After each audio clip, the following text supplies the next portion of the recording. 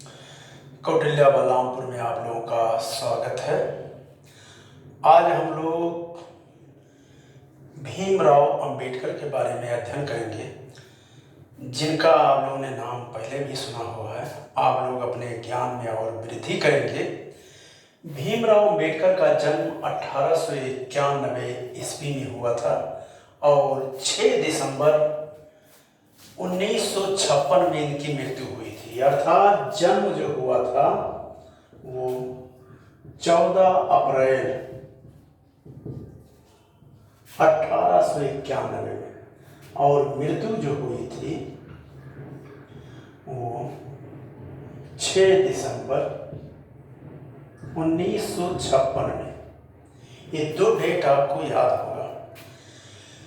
मैं अंबेडकर के बारे में इसलिए आपसे चर्चा करना चाहता हूँ कि इससे बहुत क्वेश्चन आपके परीक्षा में आते हैं, चाहे आप टेट दें या सुपर टेट दें या आईएएस से दें, एसएससी, रेलवे, यूपी पे। भीमराव अंबेडकर पढ़ने में शुरू से अच्छे थे। इनके पिता का नाम रामजी था और ये कहने का तात्पर्य है कि 1913 में वहीं के राजा गायकवाड़ की स्कॉलरशिप पर कोलंबिया पढ़ने गए थे और कोलंबिया में इन्होंने अच्छी शिक्षा ग्रहण की। वहाँ से इन्होंने डॉक्टरेट की उपाधि भी ली। उसके बाद जब आए तो 1924 में बहिष्कृत हितकारिणी सभा का आयोजन किया। बहिष्कृत हितकारिणी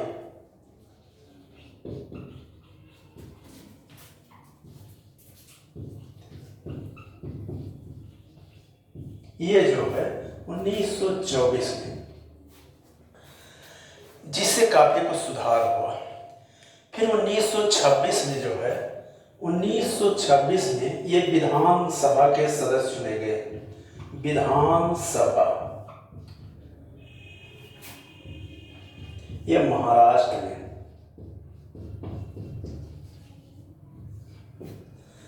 अब महाराष्ट्र में चुने गए। उसके बाद जो है इन्होंने जो दीन दुखी थे, जिसकी दयनीय स्थिति बहुत गड़बड़ थी, जो अस्पृश्य जातियां मानी जाती थी, छुआछूत जातियां मानी जाती थी, उनके लिए एक विद्यालय का गठन किया। उसमें यह हुआ कि अब शिक्षा दिया जाएगा। तो 1928 में उस विद्यालय में इन्होंने प्रयास किया कि उनको अब शिक्षित किया जाए और इन्होंने जो है 1927 में एक महान सभा का आयोजन किया, यानी महान एक सत्याग्रह चलाया। महान सत्याग्रह,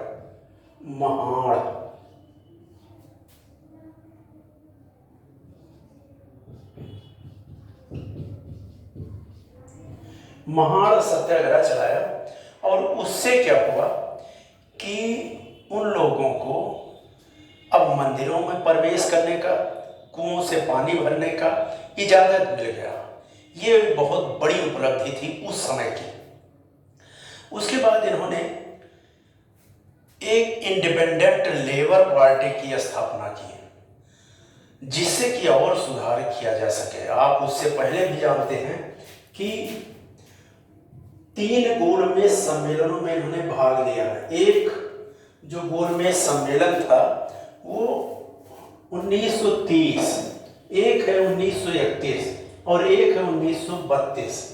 ये तीनों गोलमेज सम्मेलन में भाग लिए। वैसे गांधी जी जो है केवल दूसरे गोलमेज सम्मेलन में भाग लिए थे, राजपूताना जहाज से गए थे, लेकिन अंबेडकर तीनों गोलमेज सम्मेलन में भाग लिया। अंबेडकर 1919 के अधिनियम में भी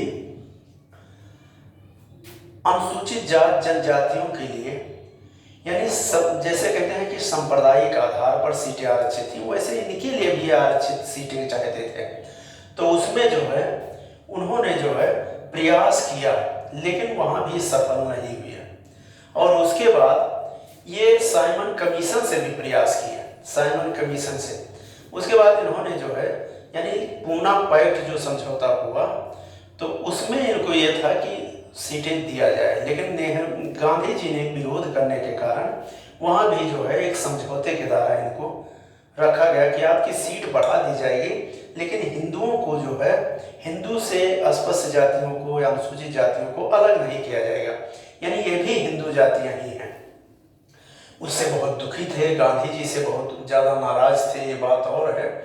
उसके बाद जो है इन्होंने क्या किया कि आगे चलकर ये अंग्रेज की जो ब्रिटिश कार्यकारिणी सभा थी 1944 में, उसके भी लेबर मिनिस्टर बना दिए गए। लेबर मिनिस्टर बनाने से भी इनको थोड़ा सा नाम हुआ, रेपुटेशन मिला।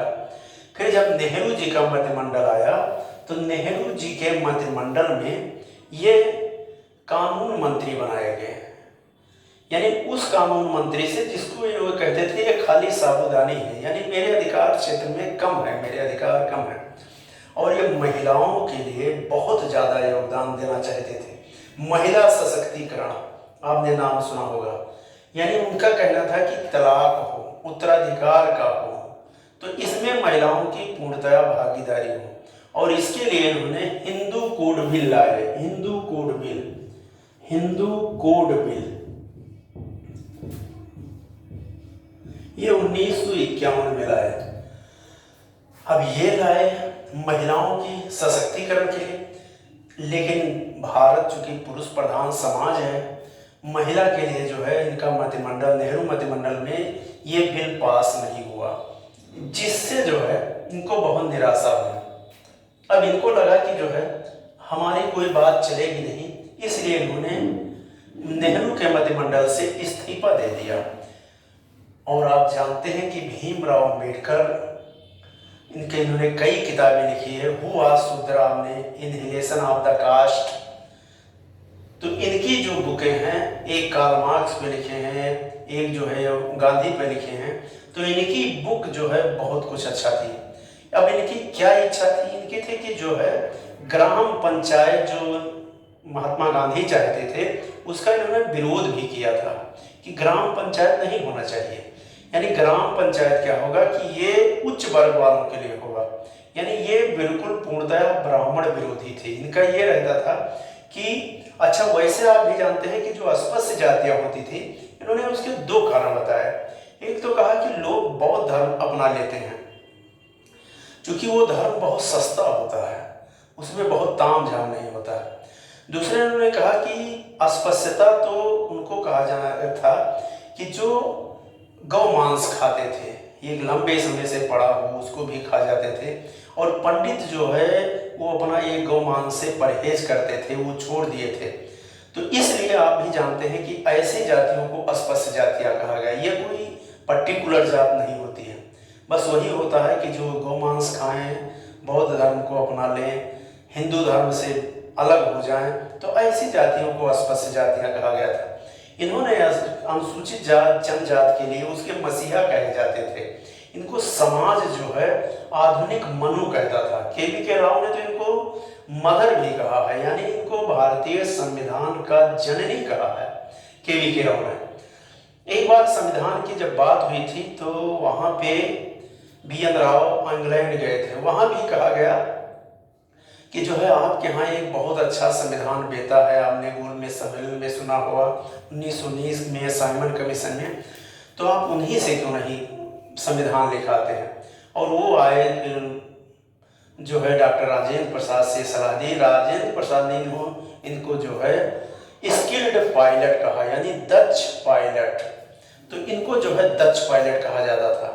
आप ये भी जानते हैं कि भीमराव अंबेडकर एक प्रारूप समिति गठित किया गया था। कौन सी समिति? प्रारूप समिति। और यह प्रारूप समिति जो है 29 अगस्त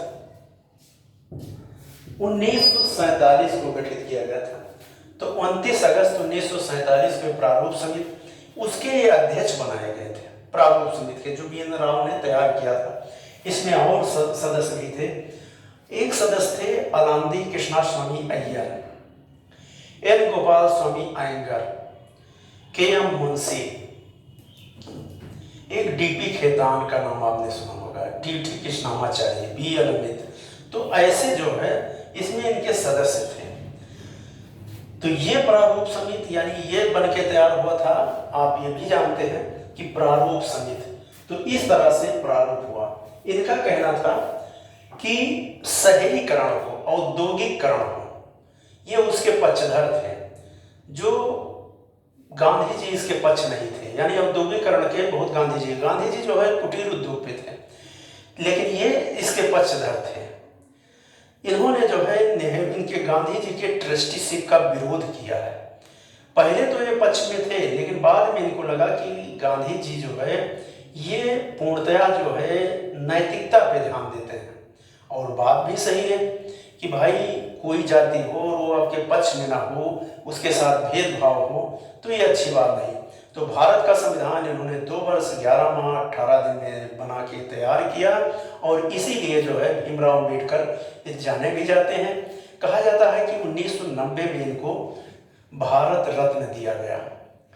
तो इन्होंने बहुत ज़्यादा कार्य किया अछूतों के लिए, उनको विद्यालय, उनके समाज में उनको जो है एक पहचान दिलाने का, उनके जो अस्पृश्यता थे उसको ख़त्म करने का भरपूर प्रयास किया, उनको आरक्षण दिलाने का।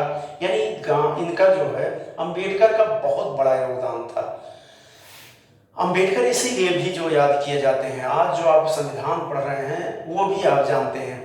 एक बार जो है इनको कहा गया कि जो है संविधान जब लागू नहीं हुआ था तो उस समय ये जैसा खुलना क्षेत्र से पश्चिमी बंगाल जो बांग्लादेश है वहाँ से चुने गए थे। लेकिन जब वो पाकिस्तान में चला गया तो यमार जयकर बम्बई का सीट खाली करा के और इनको जो है यानी भारतीय संविधान का वहाँ पूना पैठ से जीता कर इनको संविधान का जो है सदस्य बनाया गया। तो इनका जो है कहने का मतलब ये है कि मुस्लिम लीग भी पहले सहयोग करता था, कांग्रेस भी पूरा सहयोग किया, तो इनको जो है कई चीज़ें ऐसी मिली। तो ये है कि इन्हें आधुनिक भारत का निर्माता, भारतीय संविधान का जनक, और के राव के अनुसार इनको जननी। वैसे आप जानते हैं कि के राव ने जो है जवाहरलाल नेहरू और पटेल को सभापतित्व करने वाला देवता भी कहा था। तो इनका एक व्यक्तिगत तौर पे है ये कहा जा सकता है, लेकिन वास्तव में ये संविधान के निर्माता थे। और आप लोग इस क्लास को बहुत ध्यान से 2-3 बार पढ़िएगा। मैं अपने ही वाणी पे विराम देता हूँ और मैं चाहता हूँ कि इसको आप लोग दोहराते रहिएगा। जय हिंद।